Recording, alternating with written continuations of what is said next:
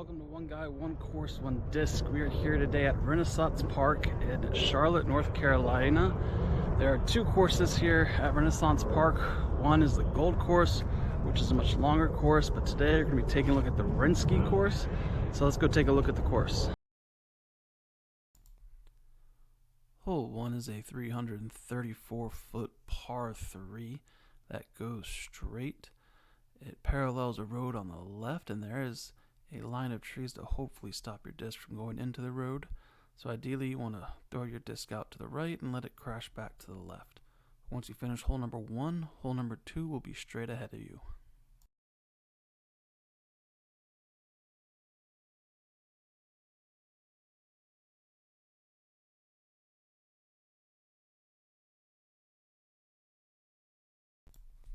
Hole 2 is a 191-foot par 3.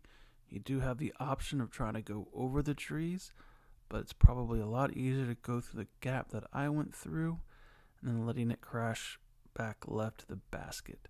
Once you finish hole number 2, hole 3 is going to be to your right. Hole 3 is a 236-foot par 3 that gives you the option to go left or right off the tee. The right side gap is a little bit bigger, but the basket will be behind this little bunker of trees here to our left. And once you finish hole number 3, hole 4 is going to be to your right.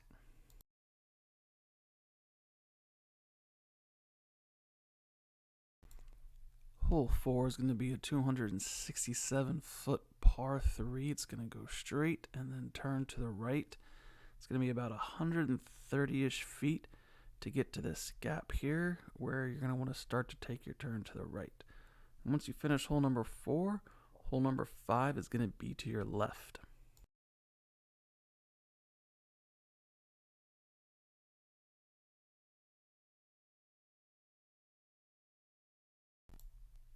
Hole 5 is a 194-foot par 3 that's going to go straight and then turn right once again. It's going to be about 133 feet to get to the turn, and then it's just 61 feet to the basket. Once you finish hole 5, hole 6 is ahead of you to the left. Hole 6 is a 277-foot par 3. It's going to be about 181 feet before you want to start to turn to the left to get to the basket. It's about another 96 feet from this point right about here. And once you finish hole number 6, hole 7 is going to be to your right.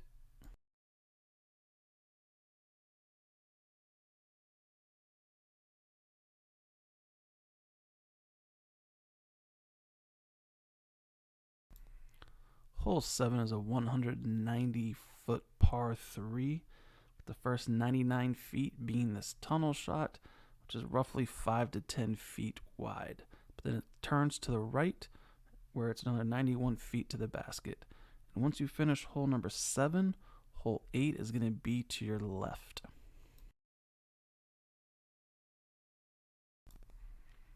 Hole 8 brings us back into the open. It's a 332-foot par 3. The only obstacles are going to come right at the basket, where it is guarded by some trees that are about 20 feet from the basket. But once you finish hole number 8, hole 9 is going to be to your left.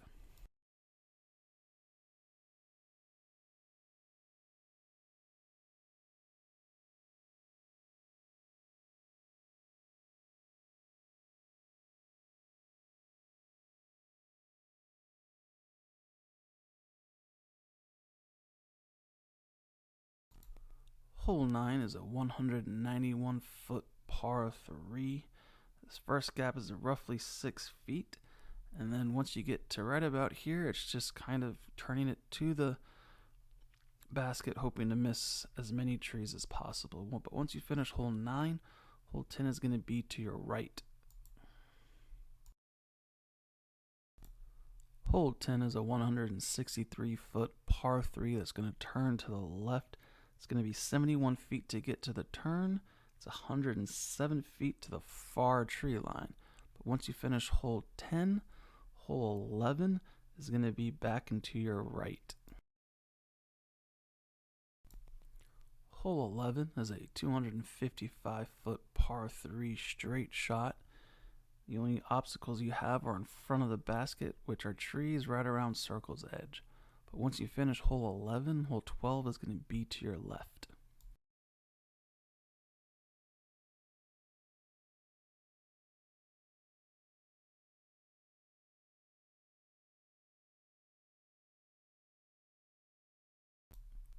Hole 12 is a 280-foot par 3. You do have this tree in the middle of the fairway, which is at a roughly 131 feet. But once you get past this tree, it's pretty smooth sailing the rest of the way to the basket. And once you finish hole 12, hole 13 will be to your left.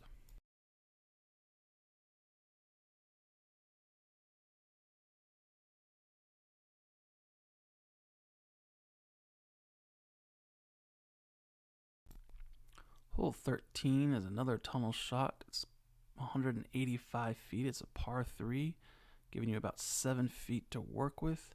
You get a little relief here, but then this last gap is 7 feet. Once you finish hole 13, hole 14 will be to your left. When you get to the fork, you want to go to the right.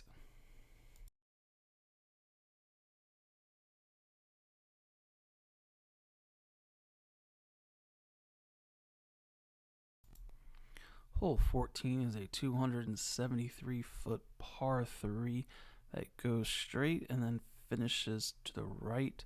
You do have some trees to contend with at the end, but if you can get to the tree line, you should have an easy birdie. And once you finish hole 14, hole 15 will be to your left.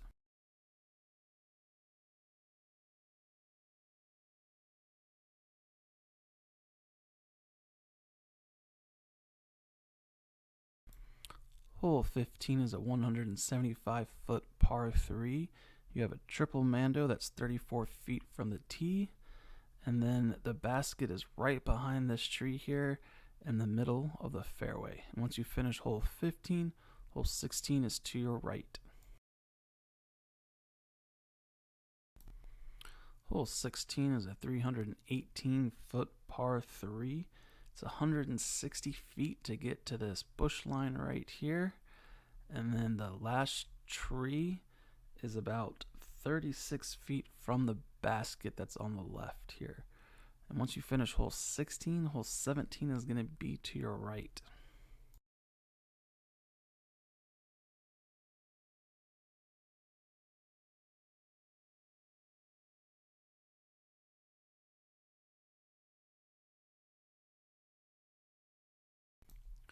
Hole 17 is a 306-foot par 3 that dog legs to the right. It's about 92 feet to this tree here, and then another 214 feet to the basket. So once you finish hole 17, you're going to find hole 18 ahead of you to the right.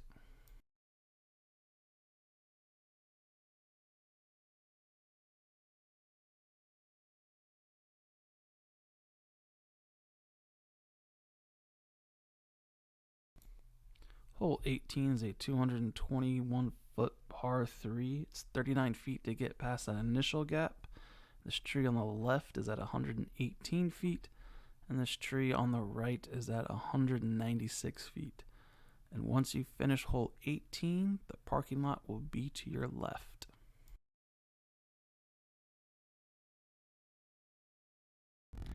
Now that you've seen the course, let's take a look at today's disc. It's going to be the Disc Mania Origin. It's a 5.5 -1-1. So let's see here how it does at Renske Disc Golf Course at Renaissance Park.